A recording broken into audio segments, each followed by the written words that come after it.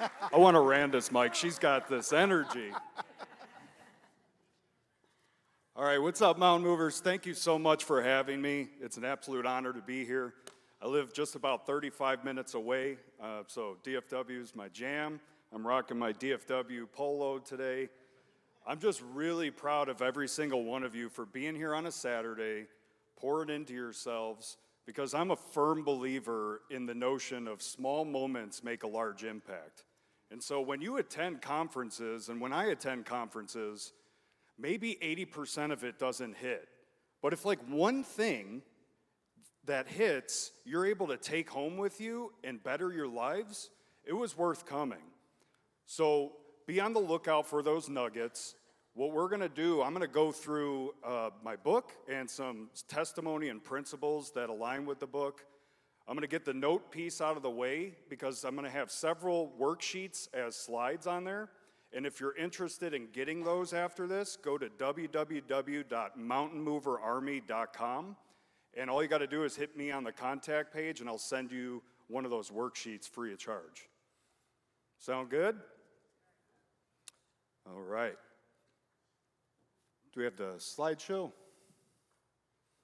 There we go. So I just want to show off that I definitely outpunted my coverage with that picture.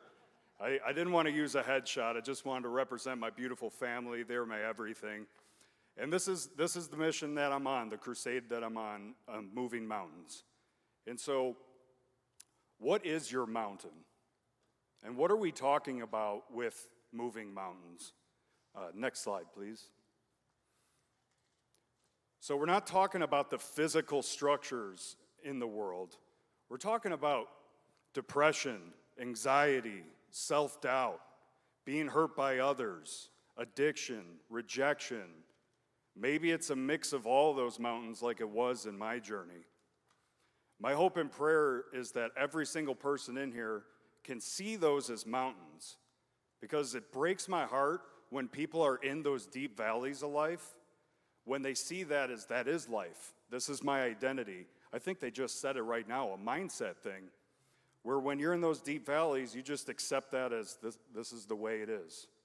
And I know that that is not the case. Those mountains are just seasons of life, and you can get past them. And so this book has some testimony and some tips and strategies that have radically impacted my life. And so the first one I want to go through is Purpose Solar System. And so I love thinking through things at the gym. At this point, I go to the gym for mental, not physical at this point, and I get what's called gym visions. Does anybody here know what I'm talking about? Where you start exercising and those good thoughts start coming to your head. And I've been able to unlock that. I figuratively move like an idea or a topic to my prefrontal cortex. And I'm like, all right, I want to solve this. And we hear about purpose and finding your why a lot, and I wanted to figure out a way to articulate that. And so I'm working out one day, and I'm like, Purpose Solar System, that's the one. So I got back to the office, I feverishly wrote it on the whiteboard, and then I Googled it, and I'm like, oh, I can't find it. That's a good thing. And so I started drafting up this worksheet here. But what is the sun of your solar system?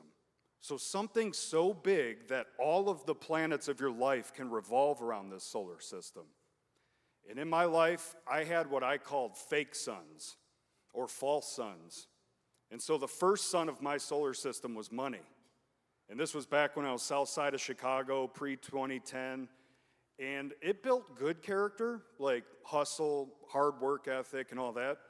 But it built a lot of bad traits as well, like selfishness, moral and ethical boundaries, not caring about others. When money is your sun, how can your family revolve around that? How can serving others revolve around that? How can God revolve around when money's your sun? How does that include anybody but yourself? Because when money's your sun, you're not talking about anybody else's money, you're talking about your own.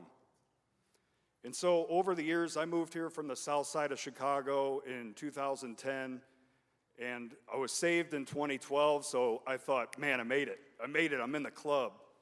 But I didn't hit my deepest valley until 2014. And so my son transitioned from money to work, kind of similar. You know, It's the byproduct, money's the byproduct of that sun. And I would grind Monday through Friday, 12, 14-hour days, and I wore it as a badge of honor. I will not be outworked, all that stuff that you hear. Sometimes The Rock says all that stuff. But then Friday through Sunday, because I didn't work on the brokenness in my life, because work was my sun, it allowed me to do some things that aren't good. And so I was highly addicted to cocaine and ecstasy. Those two were my relief from the stress and anxiety and all the hurt, the mountains in my life. And so it was very typical for me to party without sleeping from Friday to Sunday, and then Monday morning I'm up at the office at 7 o'clock, and that justified my behavior because work was my sun. And then March of 2014, it was another typical week, so I did my Monday through Friday, crushed it at work, and then I went off partying, and I was with my buddy Jeff, who was also from Chicago, and we went to catch a Chicago Bulls game, had a few drinks, and then after the game, he's like, all right, it's time to go home. And I'm like, I'm just getting warmed up. And he highly encouraged me to go home, and I didn't. And so I did my typical thing. I was partying, and I was in my condo, and then I had a breaking point on that Saturday, so I didn't even make it to the Sunday. And I was alone, extremely high, and just feeling lost. And for the first time in my life, suicide was at my door. And so I was staring at my pistol. I was ready to end it, and I had this kind of fork in the road, like, this would just relieve everything.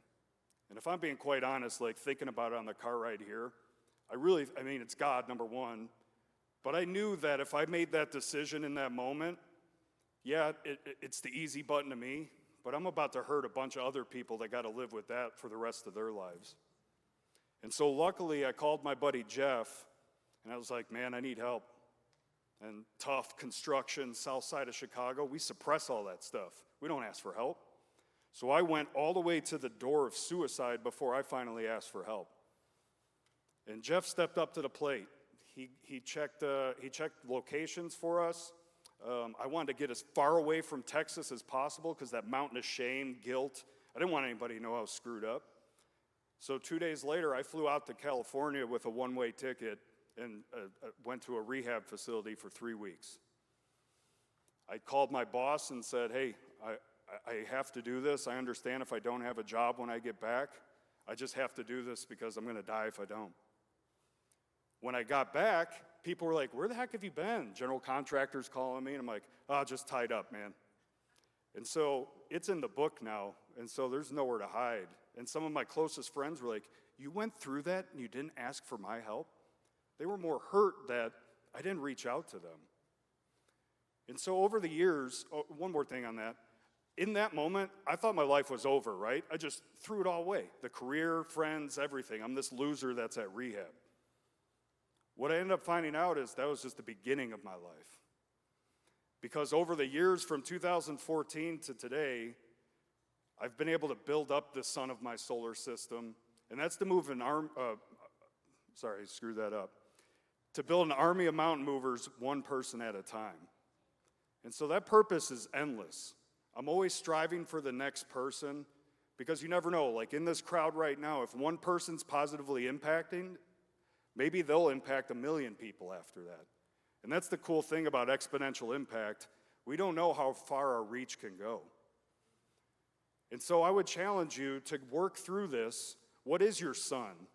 What is something bigger than you, where you could positively impact others, and things like your planets can revolve around it, like family, faith, money, because I'm not saying money's not it's not a bad thing, it's just not everything.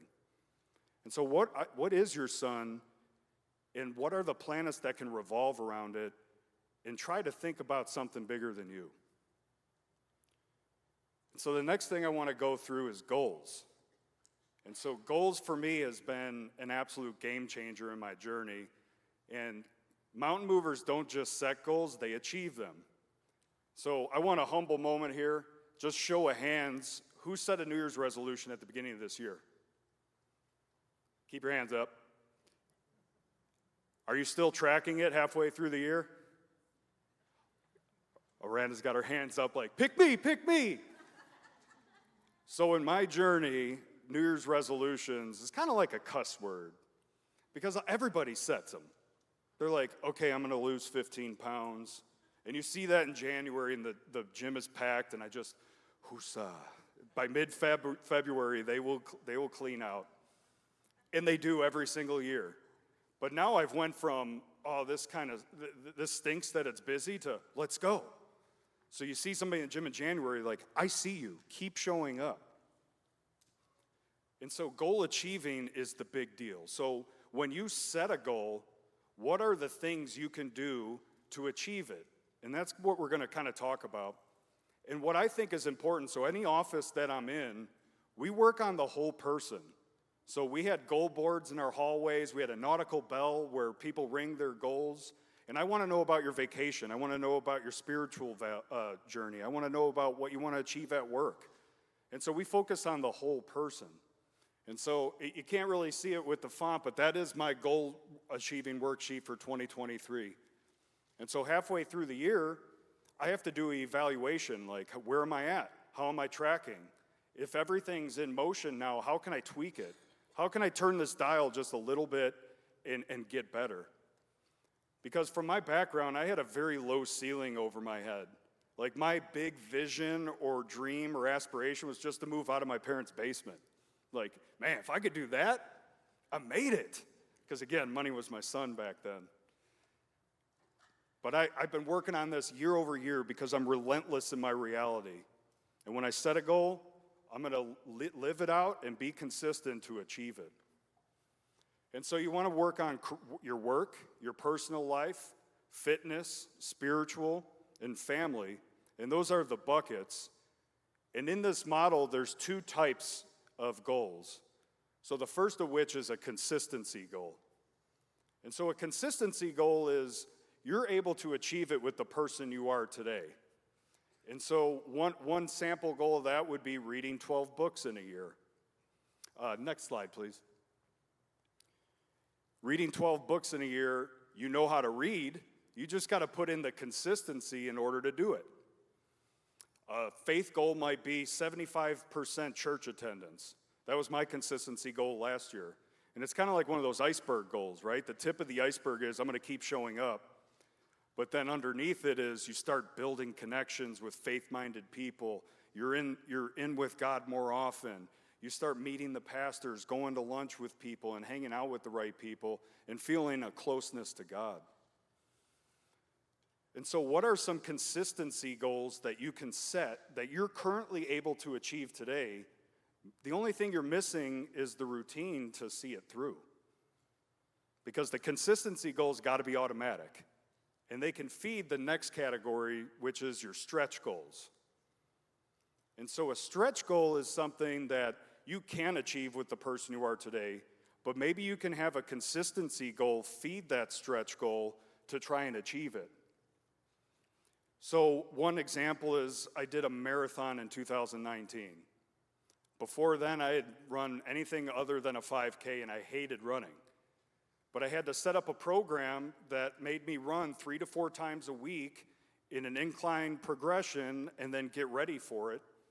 And by the skin of my teeth, I crossed the finish line. Definitely didn't break any land records, but that wasn't the goal. It was just getting across the finish line. Since we're in church, I'll bring up this year's stretch goal. I just wanted to help bring one person to Christ. And that's one that's really up to him, right? But I wanted to put the mechanisms in place where I was ready for it. And I thought it was going to take me all year. And last year's consistency goal of 75% church attendance got me involved in church. I started serving in youth ministry. I started meeting with the pastor team. And Life Church called me and they said, hey, do you mind us showing actually the picture from the beginning and just sharing your testimony a little bit? I'm like, yeah, that sounds awesome. Go do it. And so they shared just about consistency and when you show up, how it makes a difference. And our church has 4 services, and one person gave their life to Christ at 8:30. And that's the service I attended. It didn't even register to me. And so I went back out into the lobby, just got coffee, chopping it up with the people that I know in there. And my pastor's just looking at me with this intense look, and he's got his finger up, just pointing 1. I'm like, what? He's like, we got 1, dude. 1 person just gave their life to Christ. I'm actually getting the chills just saying that. And I didn't even see that coming, but that's how God works. But if I don't show up in my consistency goals, those stretch goals are just going to remain dreams.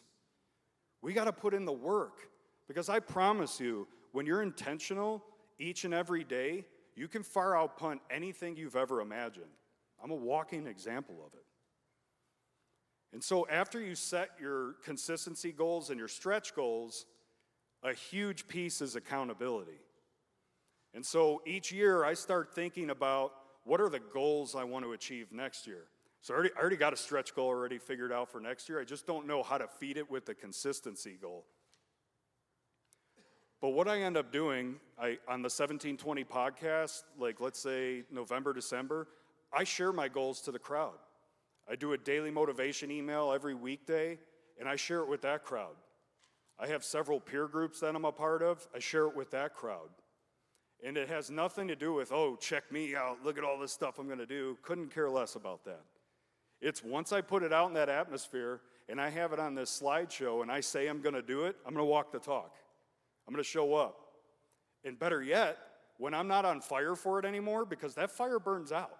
Like I might be on fire for it in January, but July, that fire's gone. Consistency gets us past that fire. And those people that we've shared with can check in with you. Maybe they got a recurring calendar reminder every 2 weeks or every month that says, hey, Kev, remember who you said you wanted to be in January?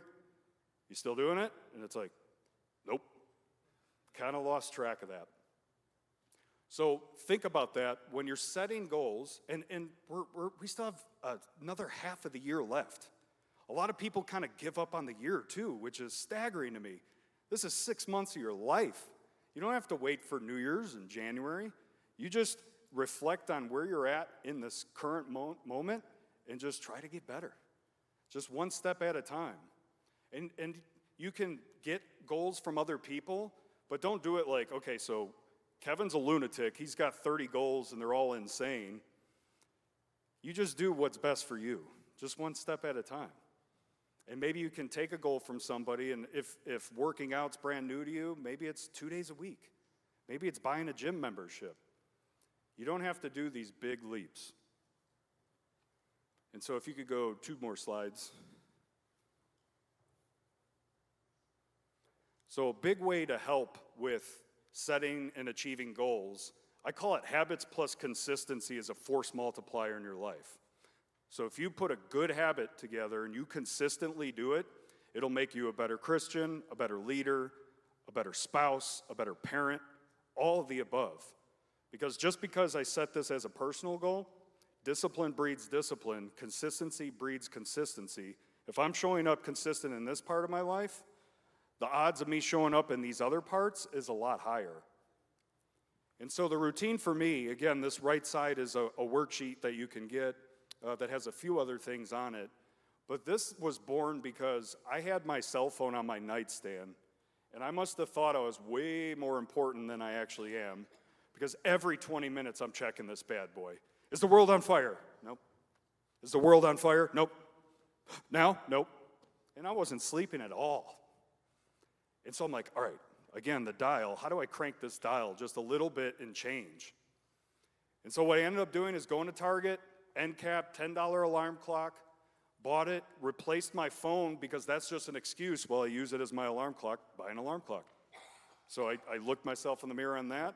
Now my phone's plugged in the kitchen, out of sight, out of mind. And then I started thinking about, okay, if the phone is that bad, if I'm addicted to it, or if I get lost in the stress of email, the scrolling of Instagram, whatever the case may be, let's see how many things I could stack up before I start touching that phone and gain some control and momentum over the day. So a typical weekday for me is wake up at 4:10. The moment I open my eyes, my 2 dogs that you saw in the picture are like, yes, it's game time. He's up. And so I do a little stretching, drop on my knees and pray. I get out of the room because my wife is not part of the 410 club. And I get out into the kitchen and I let those dogs out. I feed them their food and their water. I've laid out my supplements and my outfit for the next day. I nailed a hook on the wall next to the front door, which is a pre-decision from the day before. I mix everything together, get my gym bag ready, brush my teeth, go to the bathroom, shave. All right, now it's time to grab that phone. And so now I've just started this day in the right direction. And I've built a routine that sets me up for success later in the day, rather than just wake up and say, okay, what does the world have for me today? Let me just play some defense. I'm going to take it to it. I'm going to prioritize my day, and I'm going to build a routine. And so through coaching and workshops and in my personal journey, it's not just the start of the day that matters. There's these different transitions in your day. And so for me, I have right when you wake up, first thing, which if you're a snooze button person, which I was, your number one step is no snooze. Take a screwdriver and pop that thing off the alarm clock, because you're losing a negotiation at the very start. And is that 8 minutes of sleep really getting you somewhere? It's not. Sorry, I'm delivering gut punches. Sorry. Then the next phase of the day is my start of my work day. So I have a routine. It's not 10 things, but it's just a few things. Prioritize to-do lists, which we'll get to in a moment. After lunch is a struggle for a lot of people. So you crush it in the morning, then you eat that big meal with a client or a colleague, and then you're just like, how do I kickstart my day? And so one of the guys I'm coaching, his last name's Knapp, and we call it Nap Lap. So he does a nap lap. He does one lap outside the building and then comes back in. That's his activator. My activator's worship music. Like, it's ingrained in me now. The second I hit Spotify and play my Christian mix, it's like, game time. But like, what is one thing in that afternoon activator?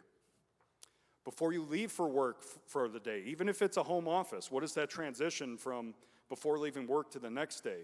What is one or two things you could do to relieve the stress at home or to better set up the next day? And then one of my biggest areas of struggle was before I walked into the house. And so for a long time, because work was my son, I still had to work through that. Y'all get my best, the podcast gets my best, the companies I'm with get my best. And then the people that love me the most get, hey, hi, good morning, good afternoon. How was your day? Great. And I'm just a slump. And so I needed to come up with a mechanism to break that out, because those are the most important people in my life. They're my biggest cheerleaders. I love them the most of everybody in this world. And so what I had to do is pull into my driveway and literally shake off the day. So I go, all right, that was something, wasn't it? But I'm going to come in with a smile, and I'm going to put up a consistency goal of putting my phone up for 1 hour a day with my family. So that phone goes in a drawer, and I'm telling you, it's like, Kevin, I miss you. Pull me out of the drawer right now. And I just don't do it, as much as I want to sometimes, because they deserve it. And then some of the things that I mentioned in the very beginning of my day is what I do at the very end. So I look at my calendar while I'm in the closet. I'm like, who am I meeting? What do I got to wear? Cool, I'm hanging on the hook by the front door. What supplements do I need to leave out at the kitchen counter? What do I need to bring with me? Let's pack it all. Because if you're an ADDer, you forget things. It's just a part of life. And so find your routine.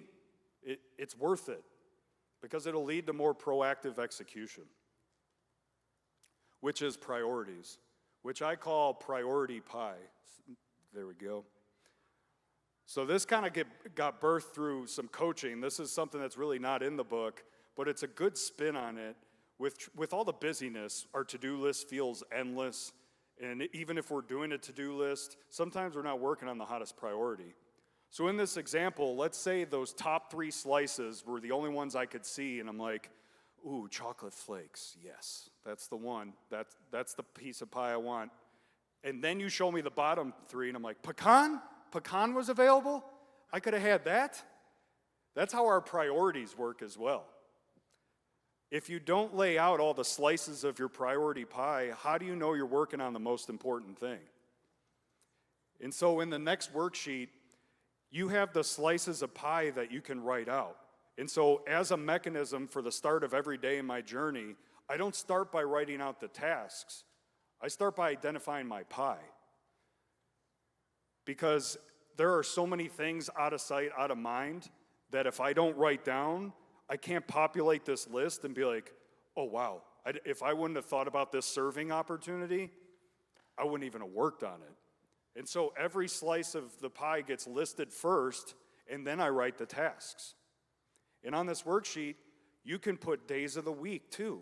And where this really helps is, okay, today's Sunday or Monday morning.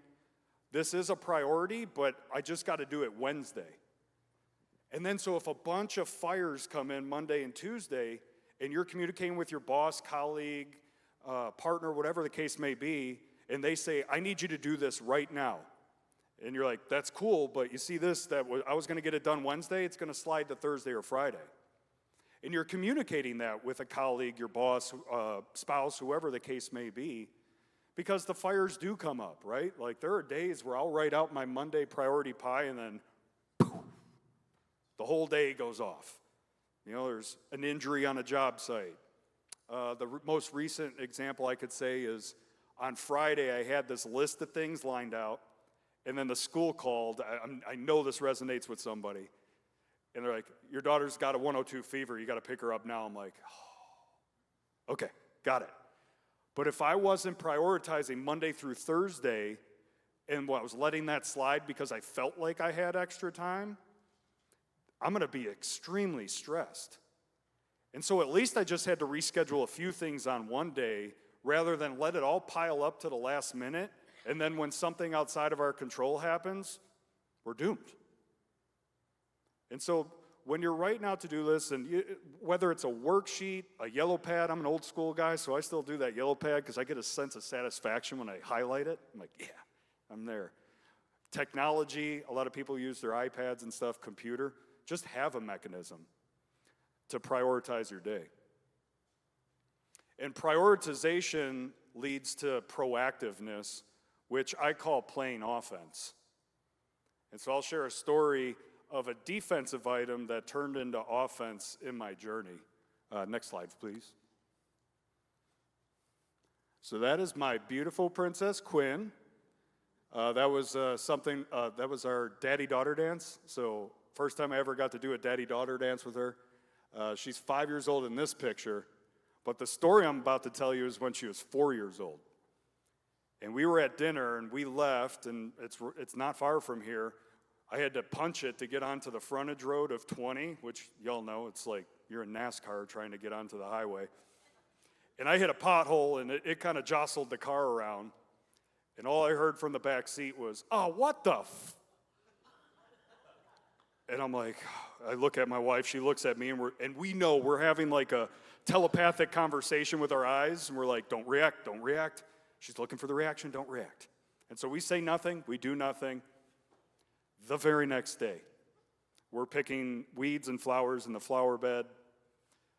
My daughter goes up to my wife. She goes, Mommy, why are you picking the flowers? She's like, well, they died, so we got to leave room for them to grow.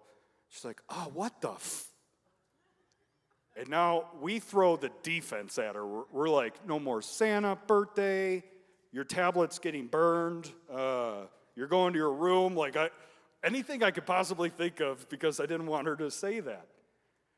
And now my wife and I's eyes are not lining up because I'm like, can you believe this? And she's looking at me like, I told you you had to stop swearing. But I've always used this identity as I'm south side of Chicago. I'm in construction. South side of Chicago, we do use the F word like a placeholder. We're thinking, we're like, effing, like it's part of the gig. But I allowed saying those things to manifest into my identity. And so I played defense, right? In the moment, she got all the punishments, which she's cute as buttons. I forgot to say this. She came back to us, and she was like, all right, I'm not going to say what the anymore. And we're like, okay, we're good. But if you ever hear my daughter say, hey, you want to hear what I can't say? Buckle up. She's found these mechanisms to get them off her chest. But in all seriousness, I looked in the mirror, and I'm like, come on, dude. This beautiful girl is now dropping the F-bomb because of you. And so I'm like, all right, what can I do? Oh, yeah, I love goal achieving. How can I loop a weakness into my life and hold myself accountable and turn it into a strength? And so this was a stretch goal for me. You guys remember the definitions? I could not achieve it with the person I was today. I promise you that. So I set it as a stretch goal. My consistency goal was a nerd spreadsheet, and I filled out every single day of the year. And I had the date, number of swears, and just commentary in it. And who knows how many swears I was saying a day before I started tracking it, but when I started tracking it, it was about 8 per day. And then the 8s got the 6s, 6s got the 4s. I'm in the job site trailer, and I swear, and I'm like, Adrian, my bad, dude. And I just write something down, you're like, what are you talking about? I'm like, oh, I got this goal, and I'm trying not to swear anymore because my daughter sounds like a sailor. And you're like, oh, that's cool. And I would say out of all the goals that I've had, that's the one that rubs off on the most people because they're like, ooh, I got that problem too. And so people took notice of that in my office, and they'd come talk to me, and they'd get all fired up, and they'd swear, they'd be like, oh, my bad, I'm sorry. And I'd always tell them, that's my goal, not yours. Like, don't worry about it. But they just wanted to respect my journey because they're good people, and they were rooting for me. And so I started that goal in January. I was able to ditch that spreadsheet in September because they were gone. And it was just thanks. That's all him. It's just a humbling journey and a real big reflection moment that now I'm taking that dial again, right? I'm like, okay, what identity am I manifesting or letting myself off the hook because I'm saying it is what it is? It's just who I am. Wrong. If it's not serving your purpose, if it's not serving your family, if it's not serving your people, I don't care what it is, you can change it. Mindset. I heard it up here in the few minutes I was sitting here. And so what are those things? And we're talking about proactive versus reactive in playing offense. And we're busy, right? It doesn't matter what industry that you're in. We feel in those busy seasons like we just can't catch our breath. I kind of think of it as a pendulum, like proactive here, reactive here. And when things get really busy and mistakes start getting made, we get in this reactive mode and that pendulum's just pinned there. But we need to identify it and incorporate some mechanisms to swing that pendulum back the other way. And everybody says, well, I'm too busy to do it. Incorrect. You're too busy not to do it. And it's going to be more work before it's less. In those reactive seasons, it's like, okay, stopgap. We need to have this meeting. We need to come up with an SOP. We need to call this client, whatever the case may be in your industry. And in addition to that, you're still putting out those fires. But if you don't do that, as you're putting out these fires, those are starting and you don't even see them. So you're just going to jump from this one to this one to this one, and that never ends. And that's not the way life is supposed to be lived. So figure out a proactive mechanism that you kind of think you're playing defense on. Because they say defense wins championships, but you got to have points on the board. So what is something you could play offense in on your life? And so the last big category I want to go through is finding your tribe. And we've heard all of those sayings like, you are the sum of the 5 closest people to you. Show me your friends, I'll show you your future. There's a lot of truth to that. And I've already spilled the beans on my deepest valley. And in those days, I had 2 tribes, right? I had my Monday through Friday tribe, and then I had my Friday through Sunday tribe. There was no chance I was letting one side meet the other. And it's kind of like a tug of war. And that tug of war with that rope, it's not going to pull to one side or the other in my model. It's going to break in half. And so in the evaluation of your tribes, this picture right here, mountain theme, right? I got to use mountain pictures. This was a peer group that we created with some really close friends. Priscilla might recognize some of these folks in this picture.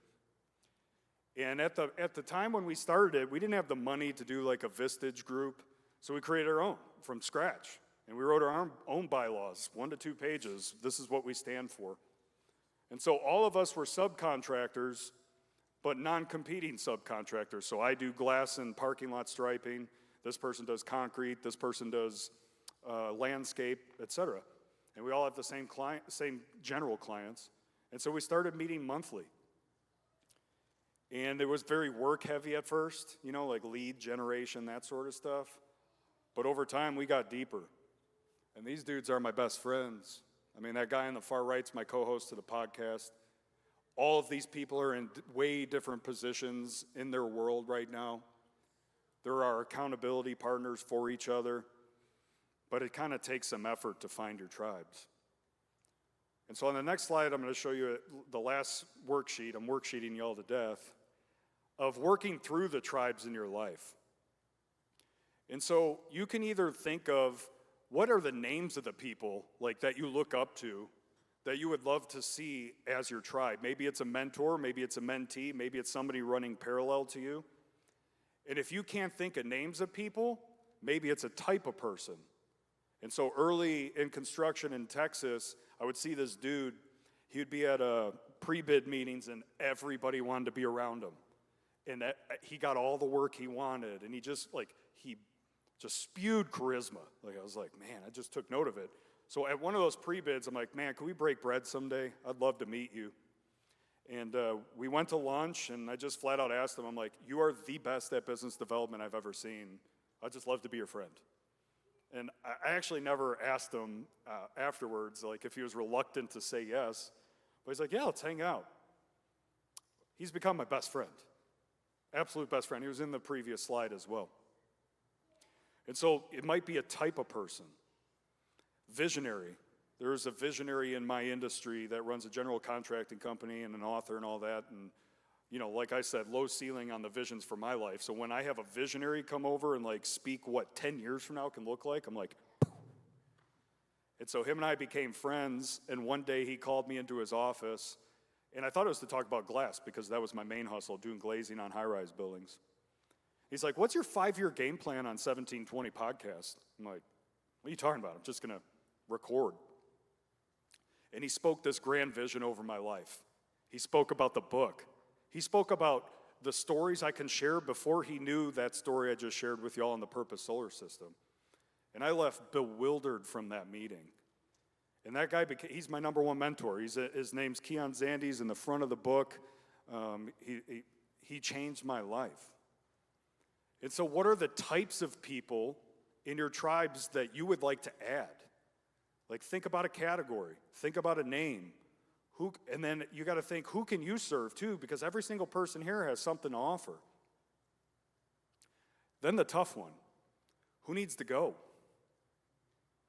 You were running like this with this person, but let's say you found God and you found a purpose bigger than yourself, and you're on this climb up, but they're kind of doing this or going down. You don't have to bust out this scroll and say, hear ye, you are no longer my friend. Like, you don't have to make this declaration. Maybe you got to distance yourself from them because you're trying to grow. They're trying to stay the same. It's going to impact you. It might lead to a tough conversation, a little friend breakup. Those are never fun. But think about those things because the people we roll with do change our lives. And so the last thing I want to share is something that I've been reflecting on a lot called rocking chair moments. And so there's a lot of studies about people that in retirement centers at the twilights of their life, and they interview these people. And by a landslide, the number one thing they say is, I left too much on the table. Like, whatever that definition is for them. Like, I didn't give it my all every day. I didn't care about my family enough. I way underplayed my potential at work. I stayed with those tribes that I shouldn't have stayed with, and I never did anything. And so what are the rocking chair moments you're building in your life? If you look back, are you leaving stuff on the table? Is there some mountains in your way that need to be moved? Because all you got to see in your journey is that's all they are, is mountains. They're seasons. They're just things you got to get out. Because at the end of my world, I want to look back at those mountains in that picture and think, yeah, we moved them. My purpose was to build an army of mountain movers, one person at a time. There were some people changed. I was able to impact some lives. Maybe when I get up to heaven someday, I'll be able to find out how much of an impact there was made for the kingdom. Because we never know. I won't see most of you again after this, but I hope something stirred. Because just like January, think about the New Year's resolution thing again. You hear some wisdom nuggets, as we call on the podcast, and you're on fire for it at this table. You're agreeing, we're getting pumped up. And then you go, and you leave, and you go back about your life. and you don't implement these things. Whatever it is that gut punched you or feels like a weakness or a mountain in your life, I just highly encourage you to not let this fire die just in this room. Go work on it. Put in the reps. Habits plus consistency is a force multiplier in your life. And so again, I'll give it to you one more time. mountainmoverarmy.com, that's where all these worksheets are. The last slide has, what do you call it, QR code? I'm not a big technology buff. That's the first one I've ever created. So the book's available on Amazon. Everything on the website is free, though. Thank you for letting me share some of my testimony. It looks like I got about 5 minutes left, so I'm happy to answer any questions people have.